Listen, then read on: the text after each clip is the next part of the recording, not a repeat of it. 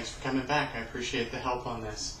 All right, so earlier today we talked about biographies. Can you really quick tell me what a biography is? The history of someone's life. Very good. People think of it as stories, but I like it much better to talk about a history. Because just like when we study the history of the world, we don't say, this just happened. And the boring stuff of this happened on this day, this happened on this day. If you really want to understand history, you want to know what happened that led to something else happening, which eventually got us here, to where we are now. Biographies are the same way. They take a person who was born, and then through a series of changes or incidents or things that happened in their lives, we ended up with the particular person that was interesting enough to write a book about. And the reason why I bring that up is because at your stage in life, there's a lot of changes going on in your life right now.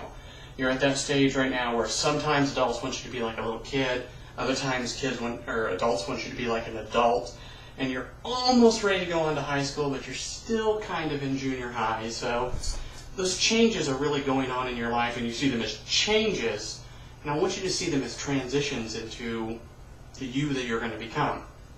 And by doing that, we're going to write the biography of you.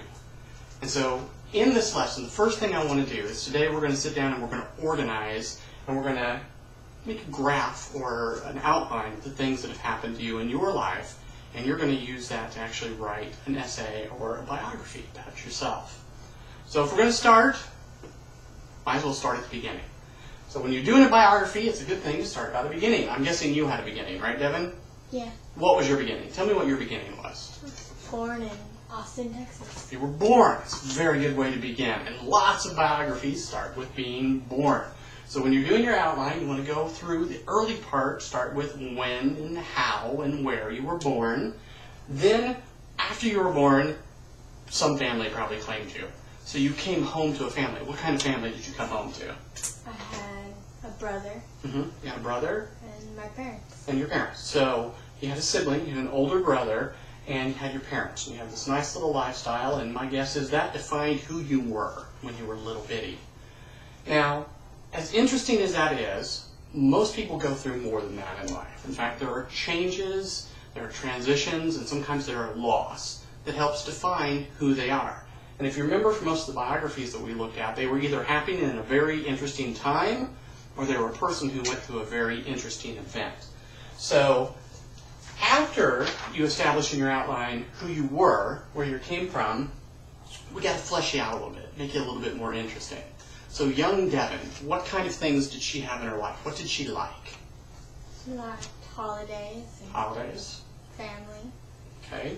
For little kids, it's a big part of what defines who they are. And I like that you went to holidays, because holidays are not all the same. Some people really celebrate other holidays. I know in my family, Christmas is a big deal. In other families, they don't even celebrate Christmas. So those memories that jump out at you from your childhood are very important when you're organizing the biography that led to you. And the good news is, there's no wrong answer. Because the fact that you still remember it, or it still has an impact on you, means it should probably go in your outline. Other things can help you out. You mentioned about your family, so you probably did a lot of things with them. So my guess is your family should figure very prominently in your early biography. Do you have any pets? Yes.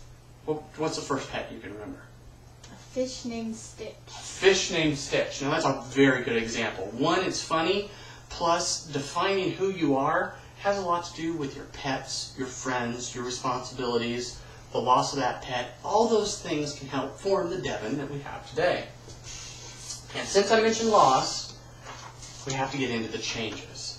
Now, just like in history, we don't say, and the sun came up and everybody was happy and the sun came down. The sun came up and everybody was happy and the sun came down. We tend to zero in on the big things, on the changes. Revolutions, wars, diseases, not all bad things. There's good things too, like your liberations and stuff like that. But those are the things that really define a people, they define a place, and they define a person, in your case, you. So my guess is you've gone through some kind of changes. What's the biggest change that's happened to Devin? Biggest one. Probably parents' divorce. Parents' divorce, and that's a good one. Not a good one, but it's a very good example. Whenever kids go through a divorce, their life changes drastically. More than just their parents divorcing. What other changes happened to you when that happened? I Had to go back and forth between houses. Yes, now you have 2 households instead of 1. Very important part. Change in your daily life, change in your routine, change in your family. Moving was a big one for me. When I was young, we moved like 18 times. That went a long way to defining who I am now. Also, loss. If you've lost someone, either by moving away from them or them passing away, that should also go in your outline. Now, when you're putting these outlines together, I know I mentioned this earlier, but I want to really stress, there is no wrong answers. The important thing is to think of the things that really impacted you. Yes, you should be taking notes during this. Very good. Think of the things that impacted you, changed you, and got you to where you are today. So a biography should really be about the story of how I got to be me, or the history of me. And organize that in a way that the thoughts flow from the you in the beginning, the fleshing out, the designing of who you are, into the changes that made you who you are now. And I want you to finish this essay, or this biography, with a description of who you are now. Which seems like it would be very easy, but you're going to find whenever you're writing this, it's going to be one of the harder points if you haven't sat down and thought about it. Think about who you are, not just what your name is or what you have for breakfast in the morning. What defines who you are?